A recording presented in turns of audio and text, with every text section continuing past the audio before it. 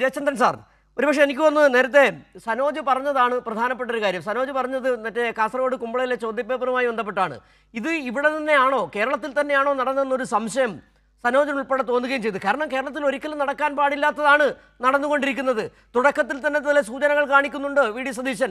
തുടക്കത്തിലല്ല, ഭരണത്തിന് മുമ്പ് തന്നെ. ഇപ്പോൾ നമ്മൾ ഈ ചർച്ചയ്ക്കിടയിൽ ചില ദൃശ്യങ്ങൾ കാണിക്കുന്നുണ്ട്. പഴയ ആ പറവൂർ മനക്കൽ സ്കൂളിലെ സവർക്കറുടെ പടത്തിന് മുന്നിൽ നിലവിളക്ക് കൊടുത്തുന്ന വി.ഡി. സതീശൻ കൃത്യമായ ചില അജണ്ടകളുടെ അടിസ്ഥാനത്തിലാണ്, ചില ഡീലുകളുമായിട്ട് തന്നെയാണ് ഈ സംസ്ഥാനം ഭരിക്കുന്നത്. ഞാൻ ഈ ചോദ്യത്തിൽ, ഈ ചർച്ചയുടെ ടൈറ്റിൽ ഇട്ടതുപോലെ തന്നെ സവർക്കർ സർക്കാർ തന്നെയല്ലേ ഇത്? ഞാൻ മനസ്സിലാക്കിയിട്ടുള്ളത് മഞ്ചവിളാകം ജയൻ ഒരു പ്രാക്ടീസിങ് ലോയർ ആണെന്നാണ് മനസ്സിലാക്കിയിട്ടുള്ളത്. ഇനി അല്ലെങ്കിലും LLB പഠിച്ചു പാസ്സായ ആളാണല്ലോ. LLBയുടെ സിലബസിന്റെ ഭാഗമല്ലേ കോൺസ്റ്റിറ്റ്യൂഷൻ ഓഫ് ഇന്ത്യ എന്നാണ് ഞാൻ മനസ്സിലാക്കിയിട്ടുള്ളത്. ഏതായാലും ഞാൻ ഒരു ചരിത്രം ഓർമ്മിപ്പിച്ചുകൊണ്ട് തുടങ്ങാം. സിജു, 1950 ജനുവരി 26 ഇന്ത്യ റിപ്പബ്ലിക് ആയത്, സ്വതന്ത്ര പരമാധികാര രാഷ്ട്രമാവുന്നത്. എന്റെ ഡിഗ്രിയെയും എന്നെ വ്യക്തിപരമായി ചോദ്യം ചെയ്തതിന് ഉത്തരം പറഞ്ഞിട്ട് കാര്യത്തിൽ കിടക്കണം. അത് എന്തിനാണ് എന്നെ വ്യക്തിപരമായി LLB എടുത്ത ആൾ?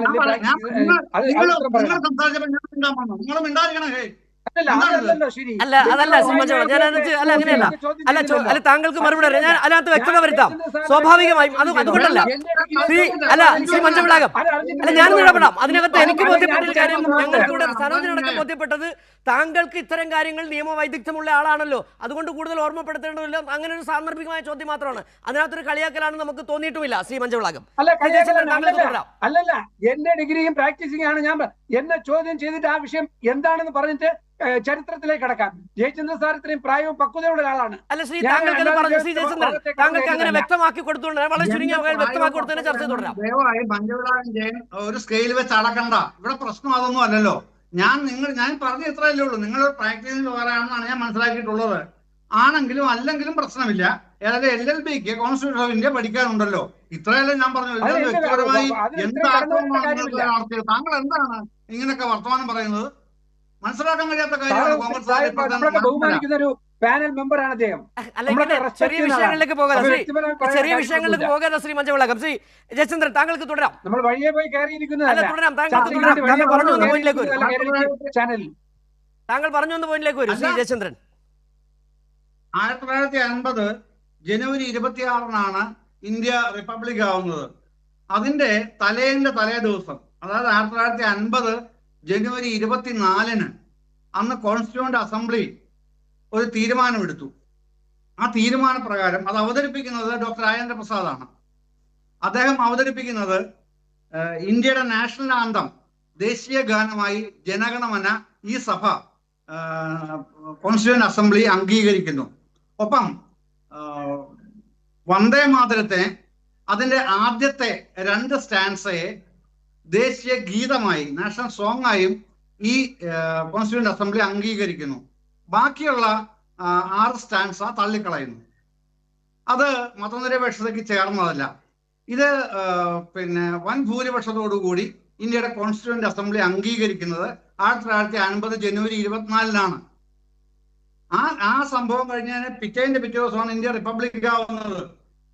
ഇത് ഞാൻ പറഞ്ഞല്ലോ, ഡോക്ടർ രാജേന്ദ്ര പ്രസാദാണ് ഈ പ്രമേയം അവതരിപ്പിക്കുന്നതും പാസ്സാക്കി എടുക്കുന്നതും. പിറ്റേ ദിവസം അദ്ദേഹം ഇന്ത്യയുടെ പ്രഥമ രാഷ്ട്രപതിയായി ചുമതലയേറ്റു. 13 വർഷം ആ സ്ഥാനത്ത് അദ്ദേഹം തുടർന്നു. അതൊരു ചരിത്രത്തിന്റെ ഓർമ്മപ്പെടുത്തൽ അത്രമാത്രം. ഇനി അവിടെ ഇങ്ങോട്ട് നേരെ സ്കിപ്പ് ചെയ്ത് വന്നാൽ, അന്ന് കോൺസ്റ്റിറ്റ്യൂവന്റ് അസംബ്ലി പാസ്സാക്കിയ നിയമം ഇന്ന് ലംഘിക്കാൻ ഏത് സർക്കാരിനാണ്? യൂണിയൻ സർക്കാരിന് പോലും അധികാരമില്ല. പിന്നല്ല ഇവിടുത്തെ ഒരു ചീഫ് സെക്രട്ടറിക്ക്, ഒരു ഗവർണർക്ക്. നടക്കുന്ന കാര്യമല്ല അത്. ഈ ആൾക്കാരെ പറ്റിക്കാനായി നിങ്ങളുടെ എന്ന് പറഞ്ഞാൽ കോൺഗ്രസിന്റെ നേതൃത്വത്തിലുള്ള UDF സർക്കാരിന്റെ ഒരു കെണിയൊരുക്കലാണിത്. അത് മനസ്സിലാക്കാൻ വേണ്ടിയിട്ടാണ് താങ്കളോട് ഞാൻ ആദ്യമേ ചോദിച്ചത്. താങ്കളെ അപമാനിക്കാനോ അപഹസിക്കാനോ പരിഹസിക്കാനോ ഒന്നുമല്ല. താങ്കൾക്ക് ഇത് അറിയാം. കാര്യം ലോ പഠിച്ചിട്ടുള്ള ആളായതുകൊണ്ട് താങ്കൾക്ക് ഇത് അറിയാം.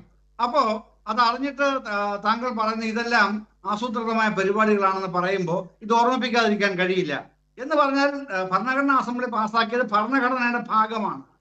ഇപ്പോ ഇത് ജനഗണമന പാടണം എന്നുള്ളത് ഭരണഘടന അനുശാസിക്കുന്ന കാര്യമാണ്.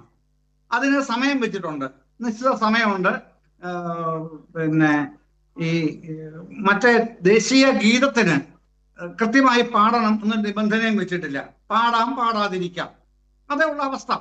അപ്പോഴാണ് ഇപ്പോ ഉത്തരവുകളുമായിട്ട് വരുന്നത്. സുപ്രീം കോടതി പോലും പറഞ്ഞല്ലോ, കഴിഞ്ഞ വർഷം പറഞ്ഞില്ലേ, ദേശീയ ഗീതം പാടണം എന്ന് ആരെയും നിർബന്ധിക്കാനാവില്ല എന്ന് സുപ്രീം കോടതി പറഞ്ഞതിന് ശേഷവും എന്തിനാണ് മുഖ്യമന്ത്രി വി ഡി സതീശനും അദ്ദേഹത്തിന്റെ കൗൺസിൽ ഓഫ് മിനിസ്റ്റേഴ്സിനും ഇക്കാര്യത്തിൽ മറിച്ചൊരു സാധ്യത അന്വേഷിക്കുന്നതും എന്നിട്ട് വിവാദമായി കഴിയുമ്പോൾ പിന്നെ പുതിയ പ്രസ്താവനകളുമായി താങ്കൾ പറഞ്ഞതുപോലെ ആരോഗ്യമന്ത്രി അടക്കം പറയുകയാണ്, ഞങ്ങൾ 2 സ്റ്റാൻസേ പാടുകയുള്ളൂ. അപ്പൊ ഈ ചരിത്രം ആര് പിന്നെ മാറ്റിവെക്കും? ചരിത്രത്തിൽ ഇങ്ങനെ ഉണ്ടെന്നും ഭരണഘടനാ കോൺസ്റ്റിറ്റ്യൂവന്റ് അസംബ്ലിയിൽ ചർച്ച ചെയ്ത് പാസാക്കിയ തീരുമാനം ഇന്നതാണെന്നും നിലനിൽക്കെ, അത് ഭരണഘടനയിൽ നിലനിൽക്കെ തന്നെ നിങ്ങൾക്ക് ഇന്ത്യൻ ഭരണഘടന എങ്ങനെയാണ് മാറ്റാൻ കഴിയുക? എങ്ങനെ മാറ്റാൻ കഴിയും? ആ ഭരണഘടന കോൺസ്റ്റന്റ് ആയിട്ട് നിൽക്കുകയാണെന്ന്. ഇന്ത്യയുടെ ബൈബിൾ എന്ന് പറയുന്നതും ഗീത എന്ന് പറയുന്നതും എല്ലാം ഇതാണല്ലോ, ഭരണഘടനയാണല്ലോ. അതിൻ്റെ അകത്ത് നിന്നാണല്ലോ ഈ മന്ത്രിമാരും MLA മാരും ഒക്കെ ഭരണം നടത്തുന്നത്. അങ്ങനെ MLA VK സനോജും അതിലാണല്ലോ സത്യപ്രതിജ്ഞ ചെയ്തിരിക്കുന്നത്, അല്ലേ?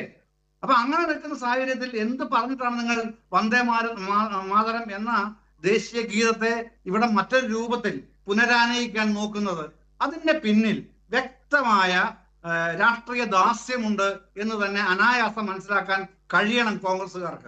അത് തന്നെയാണ് കോൺഗ്രസ്സുകാർക്ക്. അല്ല ശ്രീ എം ജയചന്ദ്രൻ, കോൺഗ്രസ്സുകാർക്ക് മനസ്സിലാകാത്തതല്ല പ്രധാന പ്രശ്നം. കോൺഗ്രസ്സുകാർക്ക് മനസ്സിലാകാത്തതല്ലല്ലോ, കോൺഗ്രസ്സുകാർക്ക് മനസ്സിലാകുന്നതാണല്ലോ ഇത്. കാരണം അവർ അച്ചാരം വാങ്ങി വെച്ചിരിക്കല്ലേ. അച്ചാരം വാങ്ങി വെച്ചു കഴിഞ്ഞാൽ അത് മനസ്സിലാക്കി തന്നെയാണ് അച്ചാരം വാങ്ങിയിരിക്കുന്നത്. ഇല്ല സജി, ഇതാണ് പ്രശ്നം. കോൺഗ്രസിന്റെ ദേശീയ സംഘടനാ ജനറൽ സെക്രട്ടറിക്ക് പോലും ഈ വസ്തുതയിലേക്ക് ഒന്ന് കണ്ണ് പായിക്കാൻ പോലും സാധിക്കുന്നില്ല. അതാണ് ദൈന്യം. അദ്ദേഹം BJPയുടെ രാഷ്ട്രീയ ദാസ്യമാണ് ഏറ്റെടുത്തിരിക്കുന്നത് എന്ന് ഞാൻ ഇപ്പൊ ആരോപിക്കുന്നില്ല. പക്ഷേ അദ്ദേഹത്തിന് പോലും ഒരു സീസൺഡ് ലീഡറാണല്ലോ, സീസൺഡ് പൊളിറ്റീഷ്യൻ ആണല്ലോ KC വേണുഗോപാൽ. VD സതീശനേക്കാളും രമേശ് ചെന്നിത്തലയെക്കാളും സീസൺഡ് പൊളിറ്റീഷ്യനാണ്. അദ്ദേഹത്തിന് പോലും ഇത് ഭരണഘടനാ അസംബ്ലി അംഗീകരിച്ചതാണെന്നും അവർ ആദ്യത്തെ 2 സ്റ്റാൻസേ അംഗീകരിച്ചിട്ടുള്ളൂ എന്നും അറിയാത്ത ആളല്ല. അങ്ങനെ അറിയാത്ത ആളാണെങ്കിൽ മഞ്ചവിളാകം ജയനെ പോലെയുള്ള പുതിയ കോൺഗ്രസ്സുകാർ അത് ഓർമ്മിപ്പിക്കേണ്ട സന്ദർഭം കൂടെയാണിത് എന്നുള്ളതാണ് ഈ സന്ദർഭത്തിന്റെ പ്രത്യേകത.